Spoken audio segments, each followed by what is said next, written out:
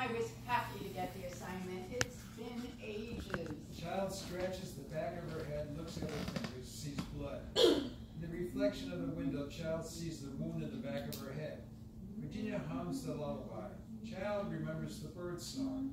They are the same melody. You pushed me. I did not. You were the bird. You pushed me. Not so. Why don't you just admit it? The passengers look at Child with disdain. Child, enough. I was a bird, for God's sake. Birds don't have arms. They don't push. I simply flew in your direction. You lost your balance and fell off of your own drunken clumsiness. Cheers! Virginia clinks her champagne glass with Child. Child throws her champagne glass, which soaks a group of passengers. Sorry. Passengers. We have to go back there. You have to tell that woman that you Flew at me, and it's not my fault. I'm not going to hell. I never believed in it anyway. You have to tell her that you killed me. Oh, relax. She doesn't matter anymore. She's just a clerk in the catcher's office. And you're not dead. Close your eyes and look at yourself. Child closes her eyes. She and Virginia vanish off the train. Their champagne glasses fall to the floor and break. The champagne-soaked passenger motions to the ticket taker. Get me the sheriff now. Exterior, an ancient mountain city in the clouds, morning. The city's architecture represents every ancient culture. Greek Parthenons adjacent to Roman amphitheaters, Egyptian pyramids close to Burmese pagodas, Hindu temples, Mayan step formations, pyramids, a cathedral next to a mosque. It is diverse and overpopulated. Traffic is awful. No cars, only bikes and rickshaws on the cobblestone path. The residents wear clothes from all times, fashion styles. The library from antiquity is in the center of it all. Gabriella, 50s, a Colombian woman dressed in a smart woman's business suit from the 40s, tries to get through the crowd. Excuse me, coming through, right behind. Would you fucking move? Interior, the library from antiquity. Levels after levels, rows of books. Gabriella runs in, goes behind the desk, but is stopped by a female reader. Can I get a book? Usually you pick a book and then bring it to the desk. We're not in the habit of choosing for you. I don't mean these books. I mean the special books. We don't have smuggled books. Didn't say smuggled. I'm with you. The female reader's fingers break, yet she seems to feel no pain. Her fingers form a hand gesture that looks like a tree. You know the punishment? Here. Gabriella takes a book from the combination safe as the female customer fingers return to normal and grab the book. The Gospel of the Snake. Gabriella hurries off into a door marked Librarians Only. Interior, the librarian's office. Jessica, 75, speaks into a microphone on an operator's switchboard from the 40s. Gabriella walks up unnoticed. Paradise lost. Situation dire on earth as it is in heaven. Please advise. The sound of static. Paradise lost. Situation dire on earth as it is in heaven. Please advise. The sound of static. Paradise lost. Situation dire on Earth, blah, blah, blah. That's you, Jessica. That's what you sound like. Can I help you, Gabriella? Have you seen the scroll? Jessica hands a damaged, ancient, rolled-up parchment tied with wildfire to Gabriella. I haven't said anything for thousands of years. You are wasting your time. She's never coming back. The sound of trumpets from far away. I know it doesn't seem like it, but I tell you this because I love you. Gabriella leaves. Paradise lost. Situation dire on earth and... Jessica looks at a corkboard of Polaroid photos of Gabriella and Jessica with other librarians as they celebrate their birthdays, or as the cakes read, Happy Death Day. And all of the Polaroids, Jessica sits at the switchboard. Blah, blah, blah. The sound of static. Exterior, ancient mountain city, in the clouds, morning. Outside the great walls of the city. Billions of women, men, and children from every corner of the earth, clothed from every period of history, watch the airborne arrival of angels, no wings, every gender, age, and ethnicity. They hold bows and arrows, swords, whips, but no guns. No weapon invented after the discovery of gunpowder. Cherubs, no wings, sing a cappella in a language long forgotten. Sorry, I didn't assign it. Sheriff, anybody sing? Gabriella moves through the crowd. Excuse me, please. Thank you. Gabriella finds two women dressed like 1940s women films. They are the same from the Polaroids on Jessica's desk. Renee, 50s, Chinese, and Sararia, 40s, Saudi Arabian. Gabriella hands Renee the parchment, who hides her. Where's Virginia? Look, here comes the bastard now. A cloud arrives. On it a throne, and on the throne Jove, 60, nude, white male, big and tall, strong and weary. The cherub's hymn continues, longer than it should.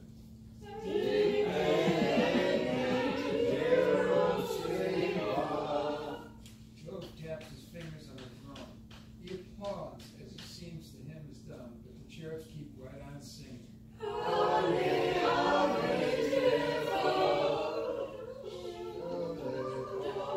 Shut up!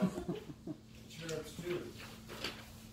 Jove stands, but it takes a while. He nearly loses his balance, but stands and stretches his arms in ascension.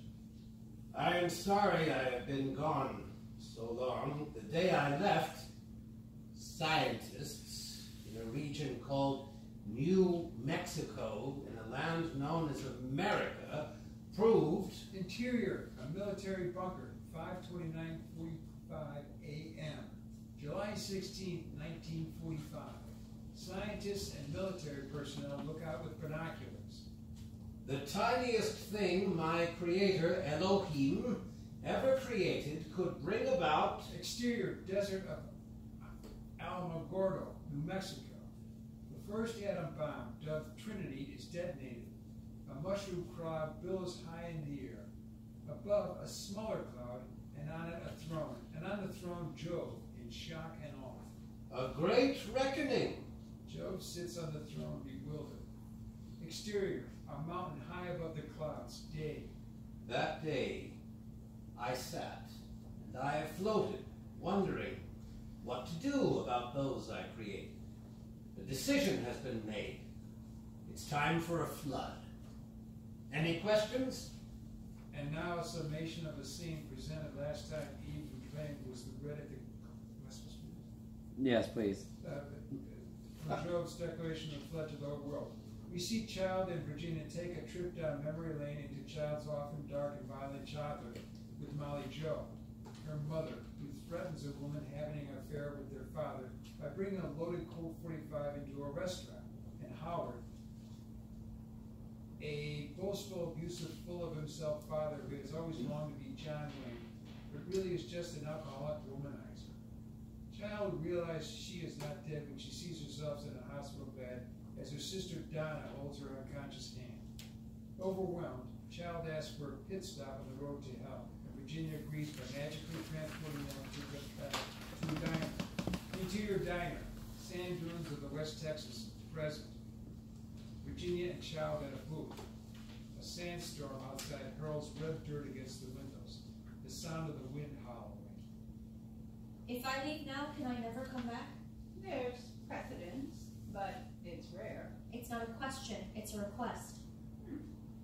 My card, just in case. Child reads Virginia's card. Dial Virginia. Okay. I want to wake up now, see my sister, eat a Luan platter from Luby's drive-thru, and go to bed. Be honest, child. You really want to go back there to your scotch? Hey, that scotch was $18. Go back to grading papers, sitting alone, reading, avoiding the world, avoiding who you could become. And who could I become? Virginia whispers into Child's ear. That's stupid. That's impossible. You have no idea what you can do. Fine. Why are we on our way to hell? It seems like the opposite direction. Hell's where you'll find your sisters. Outside the windows, a sheriff's car pulls into the lot. I only have one sister, Donna. Shh. The law is here. Exterior, a diner. The sheriff and deputy wear reflective sunglasses, get out wade to the ocean of red sandstorm. The sheriff smacks his baton on the ground. The sand parts and a path to the diner. Interior diner. The bell on the diner's door rings as they come inside, covered head to toe in red sand. They sit at the counter. I'll be back. You walk away from me and I'll leave. Why don't you trust me? I heard I'll be back before. Wow. What? I believe if you're going to determine your existence solely based on the tragedies of your past and not a thought at the triumphs of your future, well, you might as well live backwards, because that's the only place you're looking. Child is silent. Jonna, you got dishes back there? Stacked high and leaning like Pisa. Jonna slaps a mosquito on her neck, killing it. The mosquito, by magic, comes alive again and flies away. Child, unnerved, watches the mosquito fly and land on the counter near the sheriff and deputy, who stare at Child. Help Jonna out, child. Why don't you pay? There's no money in the afterlife. Run along now and find out the first time you learned not to trust. Virginia sits next to the sheriff and the deputy. Gianna opens the swinging kitchen door, leads Child out of the diner. On your way to hell, Virginia? I'm the woman's caseworker. Just taking her on a preview of where she'll end up if she doesn't change. Isn't that unusual? Oh, there's precedence. Neil Wong versus Jove the Lord our God, July 6, 2007. Albrecht Gorman versus Jove the Lord our God, April 23rd, 1985. Lorena Santos versus Jove the Lord our God, September 1st, 1932. Ebenezer Scrooge versus Jove the Lord our God, Christmas Eve, 1843. That last one you made up. Oh, someone's paying attention. The sheriff takes off his sunglasses. His eyes, the only part free of red sand, stares at Virginia as if reading her mind. Joe ripped your eyes out. Put Child back when you're done. Aye, aye, Sheriff. Does Joe know what you're up to? It's just one mortal soul. No typical mortal. No typical soul. I've heard Job hasn't granted audience in 70 years. Just sulks on his throne. Job, the Lord our God, addresses all of heaven as we speak. If he says what I think he will, none of this matters, does it? Exterior, a mountain high above the clouds. Day. It's time for a flood. Any questions? The crowd, like reporters, raise their hands and shout. Mr. Joe, Mr. Joe. Yes, you in front, the blonde. Megan Crager of the Protestant Post. When will this flood occur? Megan, 30s, white, sees Job how she thinks he would look. An old white man with long beard, dressed in white robes. Yet to be decided, but soon. The crowd starts to shout for the next question. A follow-up question, Mr. Joe. Will the flood be an actual flood? Maybe a comet, a plague, whatever. The crowd starts to shout for the next question. Out, you in the back, yes? Leon Kichau of the Confucian Circular. Will anyone survive? Kichau sees Job as an Asian man in his 80s. There will be a Noah or Noahs, but most obviously will die. The crowd shouts for the next question. Job points to Hastings, 50s. A Brit with an accent stands with a notebook. Yeah. Yes, Michael Hastings of the Atheist Advocate. Didn't you promise once there would be no more floods? When Hastings, the atheist, looks at the cloud, it is empty. No comment. Yet again. Abu Zair, an Indian man, stands. Abu Zair, the Hindu herald, and who will these new Noahs be? Abu sees Job as an old Indian man. Those who remultiply and tell their children the story we want told. Saria whispers into Renee's ear. Job's story is a lie. Job's ears hear Saria's whisper repeated. Job appears as himself to Gabriella, Renee, and Saria. Sarai, you spoke? No, Joe, just clearing my throat. You heard her. Your story is a lie. The crowd reacts in shock. A necessary Question, Jove. Those you will kill, they're your children, yes? Oh, God, no. Adam and Eve were my only children. There have been over 7,000 generations since. Those on Earth now, distant relations at best. The crowd is silent. They lower their hands. Renee, where is Virginia? Aren't you the omniscient one, Jove? Or was that another necessary lie? Careful, I'm feeling a wee wrathful today. You abandoned us. We have ran heaven. And you've done a fine job. It's not your fault. Earth's gone to shit. Don't you bear some responsibility? I only whisper in their ear. They chose not to listen. Why create them just to destroy them? Elohim put me in charge, not you. You're not in charge of jack shit. Everyone else may see as they wish, but I see as you are. An absentee landlord, a deadbeat parent, an emperor with no clothes on. The crowd gasped at Renee's defiance. Why should I save them from themselves? They've given up. Many Earthers endeavor to leave their world better than they found it. Look at the rise of co-op grocery stores alone. I've been a burning bush, a rainbow, a burst of light, a warning instead of a speeding ticket. I've walked on Earth, stepped into human form, whispered in the ears of men, and what did my children do to me? Forced to drink hemlock for asking too many questions. Crucified for telling too many tales. Shot for making too many friends. Shot for having too many dreams. Shot for making too many speeches on the backs of trucks. The crowd cries for what their people have done to Joe. Thrice shot. I got the hint. Wouldn't that mean your time is up? Job looks over to the Archangel Michael, 20s, Latin. Take her away. No! Michael flies toward Renee, who turns to Gabriella and to Sararia. Don't worry, I wanted this to happen. This is all a plan. Renee reveals the parchments from her clothes. No, it's all a prophecy. Michael holds out his hand to Renee, who hides the parchment. Renee, Jove's will be done. Renee takes Michael's hand. They fly below the clouds. Gabriella and Sararia see Michael and Renee fly into the ocean. Any more questions? No? Good. The great experiment begins again. Interior, Ford station wagon, day.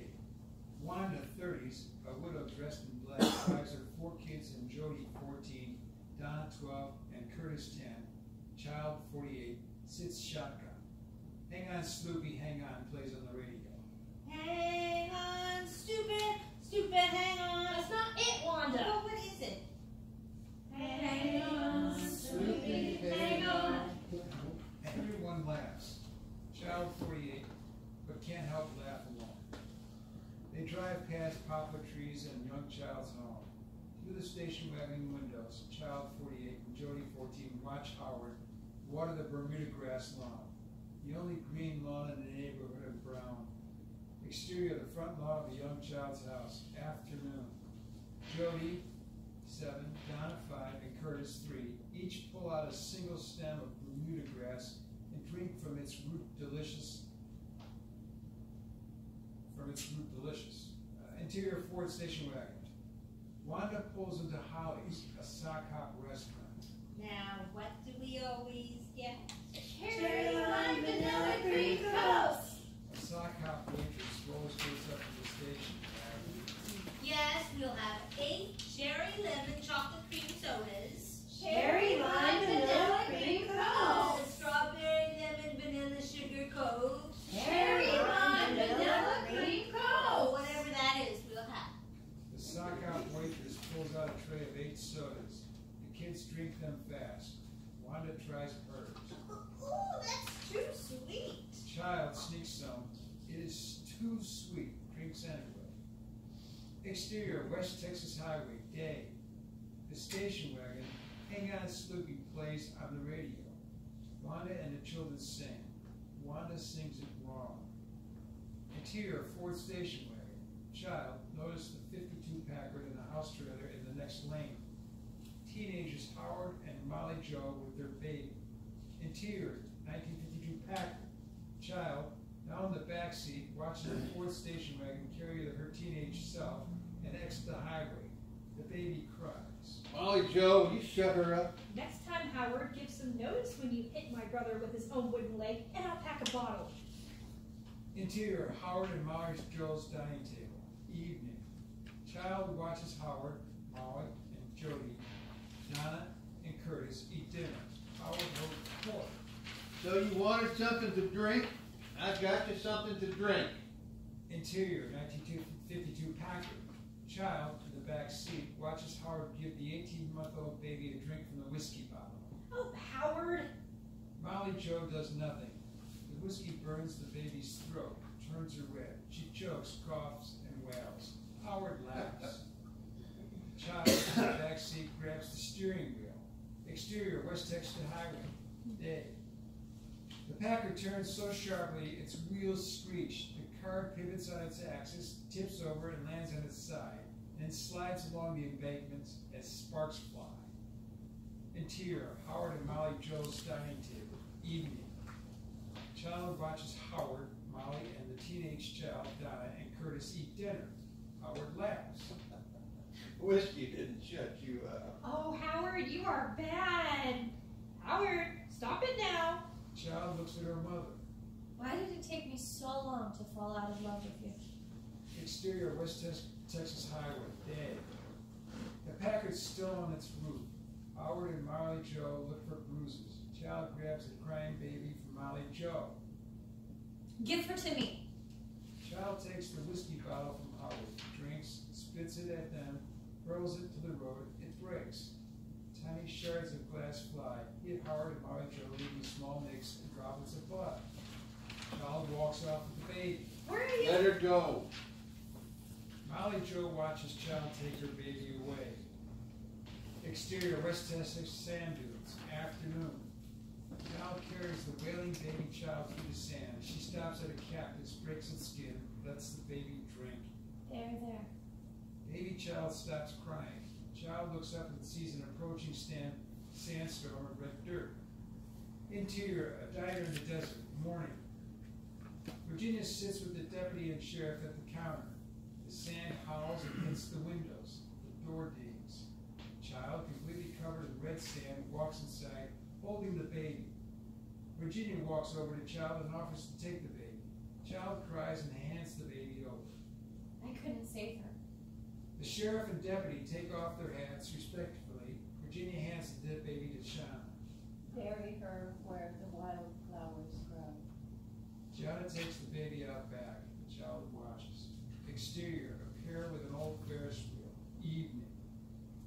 A pier with an old Ferris wheel. Virginia and Child, covered in sand, ride over the ocean. Virginia offers Child some cotton candy. Child declines. So let's say I agree to help you find these people. Then what? Enjoy the ride, child. To hell? Oh, I'm sorry. I'm being a stick in the mud. Give me that. Child eats the cotton candy. A mouthful. Tasty. This is fun. Maybe we'll go by cruise next. Or Sherpa. Fine. After you find your sister. I only have the one sister. No. You have many. They've been lost over time. Some in hell, some heaven, some reborn on earth. Find them and save humankind. From what? Apathy? From Jove, the Lord our God. Child's seat climbs higher and higher.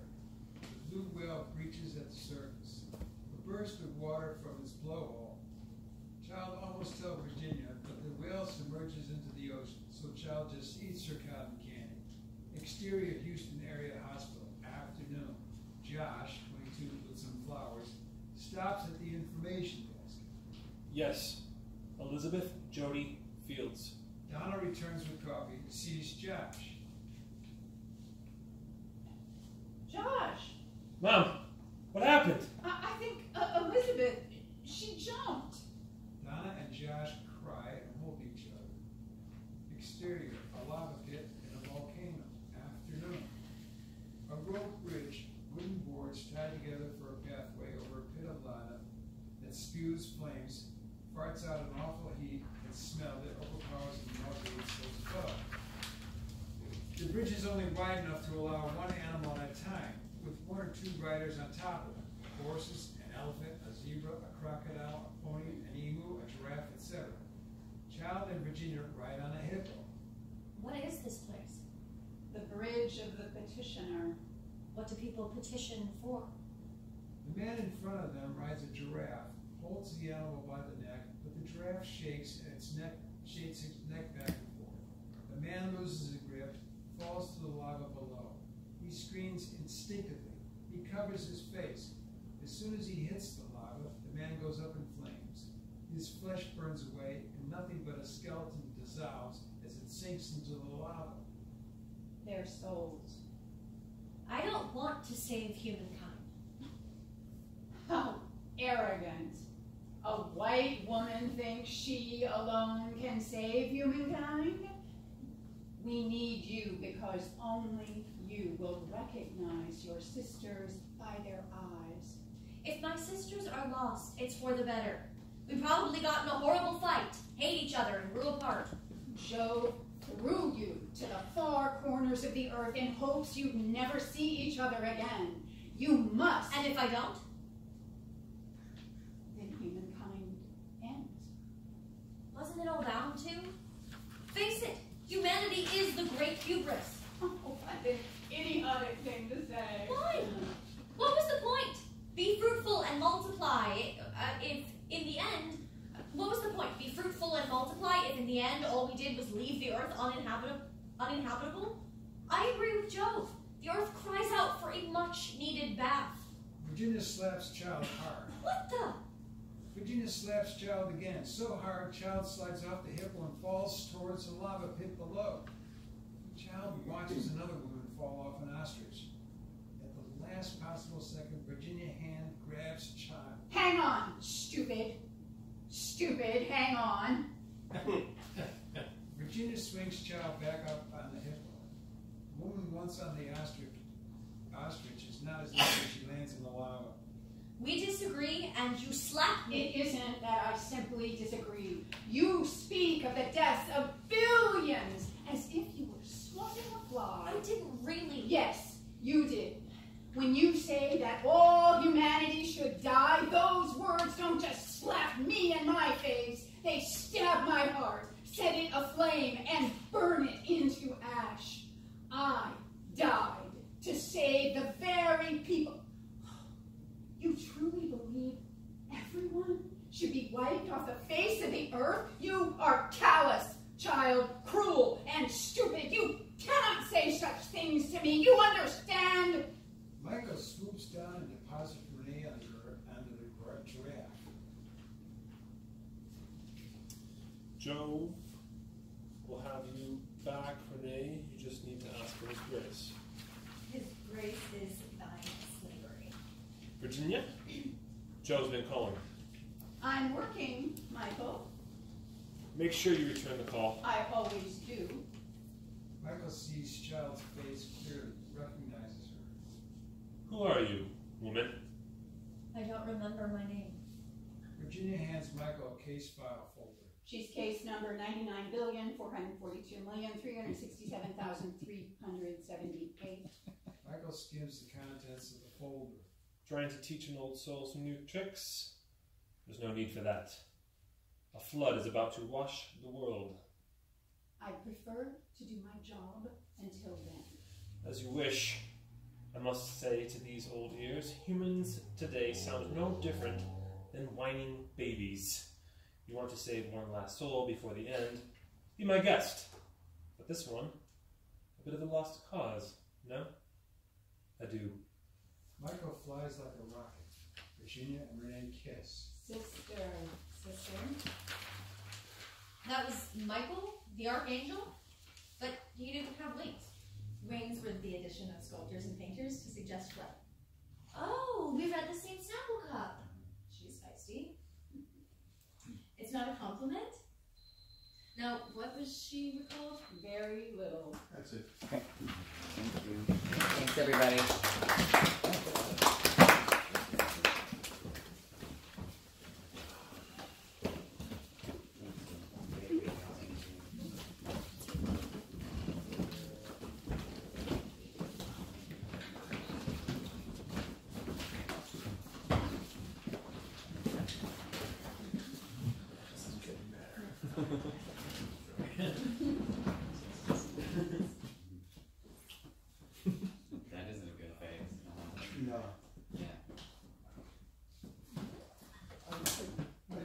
closed the book about 11 minutes in because I don't even know how to give notes on this because I don't know what it is.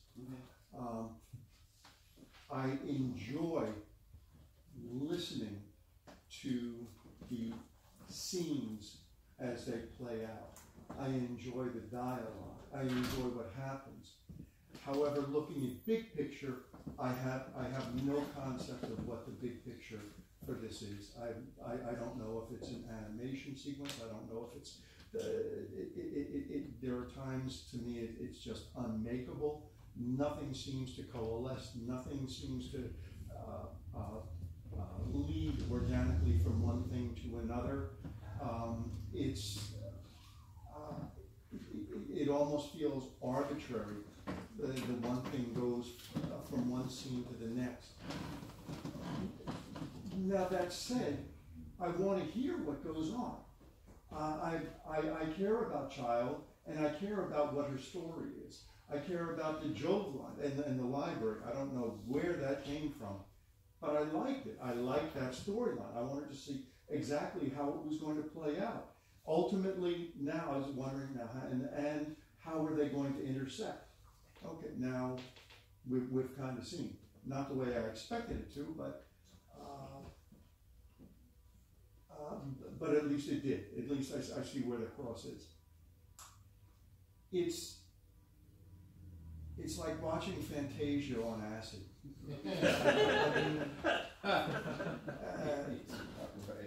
I don't know what I can tell you that could make this different, better, makeable, saleable. I don't know. What is it that you see this as? What is your goal for it? My goal is that it ends up on Epix or HBO or Hulu or Showtime or some adult hour-long drama with 6 seasons, probably 5 to 6 seasons. Okay. And it's all live action. It would of course have CGI. It would have, like, I assume the World Bridge would be as real as possible with all the animals and stuff like that. Yeah. It's actually, I think, that's actually a Hindu version of Purgatory. Or some combination of. Yeah, it's very strange. And then also it's really weird to bring it in, and I maybe shouldn't have did what I did, but the last notes were, it was like kind of enjoyable, but we didn't see where the story was going.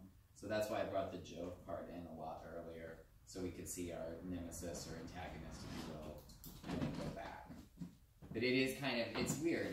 I admit it's a weird structure.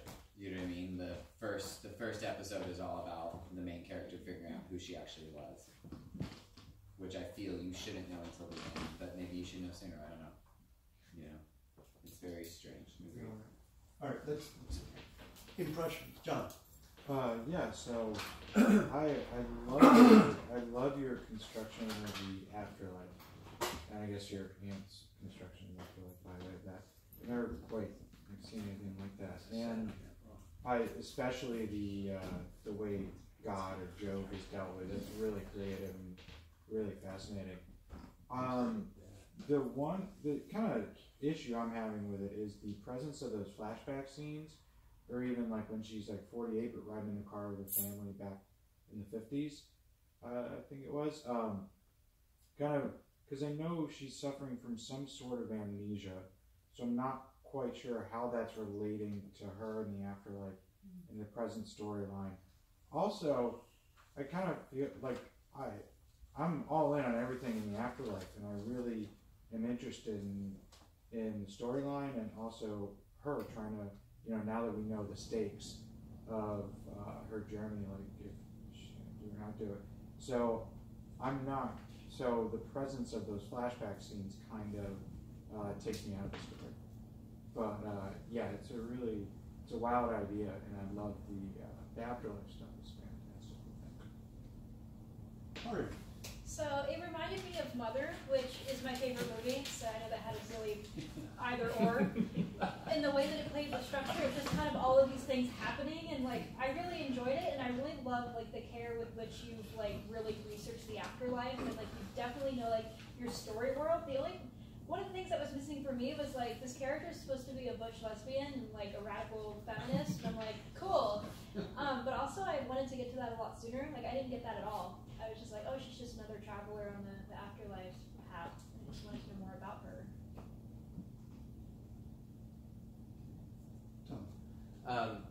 Yeah, so I'm a little biased. Like I don't love things like Mother, but I respect that you do.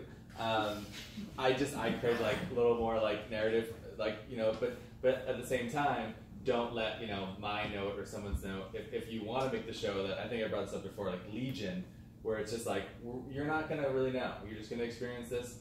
And I think though that show is very explicit about letting you know. Just I don't know how the script was, but like. Don't try to latch on, like just come along for the ride. And maybe there's a cue in there somewhere where we get the sense that like, don't follow a chat, like just experience the show. Don't worry, you're not gonna get it all here. The part with Jove and the press conference, to me, like it felt kind of like a bit. And it felt like a really like one of like Kurt Vonnegut's short stories where it's like brilliant and I know it came from a book, an unfinished book. So I was having trouble seeing it as well and feeling it in response to the whole piece as opposed to like just a really interesting like I would just watch that on its own and how can it be more connected. And I didn't want to leave Child's POV, but that's again me wanting to have this like narrative like cohesion where maybe this isn't what that's supposed to be. At that point it felt like we were going into like it being Jove's show.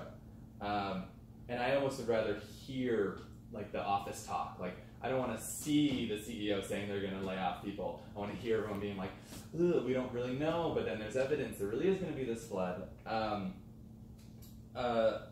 was thrown that Child said that she didn't care that the world was going to end. I didn't feel like that had been her character. I know that she has issues and she's obviously like, I'm sure it's there, but I was kind of like, oh, that feels like a big jump even for someone like her. And because it isn't just their deaths, like their souls are going to go to hell too. It's not just their physical deaths. And then the moment when she thinks that she's like, she makes a choice that fine, I'll be the savior. It's like, oh, you're the savior. You're not. I think that's great, and I felt like we just like moved right past it. And I feel like that's a really big moment. This idea that like you're a key part, but like you're no savior. That was really cool. I almost wanted to be that to happen when she decides like, you know what, fine, I will be the savior. And it's like, you misunderstand. But I don't think anybody could fault you for like not being creative. This is like just seeping with originality as all your stuff. So. Definitely, like you just said, intrigued, confused, but like very intrigued. Yeah, I really like this project, as you know. I definitely see this time around as compared to last